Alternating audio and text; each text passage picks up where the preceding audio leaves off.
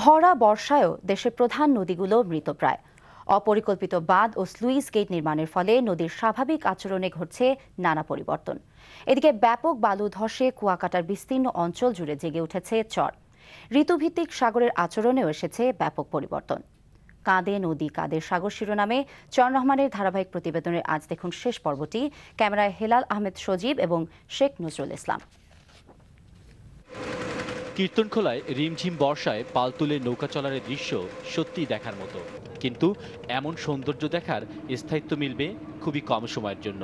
কেননা পাশেই এই ভরা বর্ষা মৌসুমেও নদীর মাঝ বরাবর জেগে উঠেছে বিস্তীর্ণ চর। বছরের অন্যান্য সময়ের মতোই পদ্মার অর্ধেক জুড়ে এখনও দেখা মেলে চরের। পদ্মার বিশালতা পানির অভাবে যেন সরু সংকীর্ণ। তিস্তাতেও যেন পানি নেই, চরে বিস্তীর্ণ ফসলি জমি। ইছামতি ছোট হতে হতে এখন রূপ নিয়েছে সরু নর্দমায়। বরালে নেই সেই স্রোত। ফসলি জমিতে গড়াইয়ের সৌন্দর্য এখন শুধুই অতীত। স্রোত বিবেচনায় চিত্রা হারিয়েছে তার যৌবন। খরস্রোতা করতোয়া ভুগছে তার অস্তিত্ব সংকটে। এসব অঞ্চলের মানুষের মুখে এখন তাই নদী স্মৃতি রোমন্থনের পাশাপাশি নদীর প্রবাহ ফিরিয়ে আনার দাবি। করতোয়া দেখেছি, তখন এর প্রস্থ আমার মনে হয় 100 থেকে 100 গজের মতো ছিল।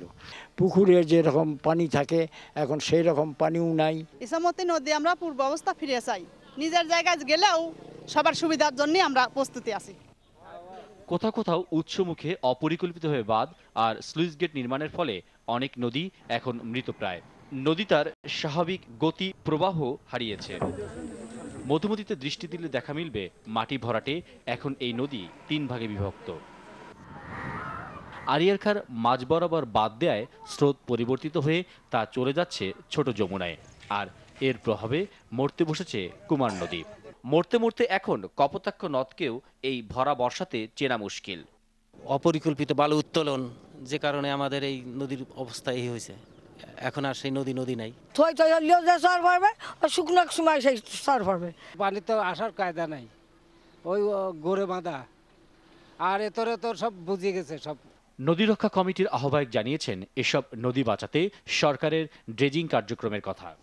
24,000 কিলোমিটার নৌপথ ছিল, এখন সেটা 3,600 কিলোমিটার এসে দাঁড়িয়েছে। বাকি 20,400 কিলোমিটার নৌপথ হারিয়ে গেছে। এইটাকে এখন উদ্ধার করা কিন্তু একদিনের ব্যাপার নয়। 20টা ড্রেজার কিনতে হবে আমাদের।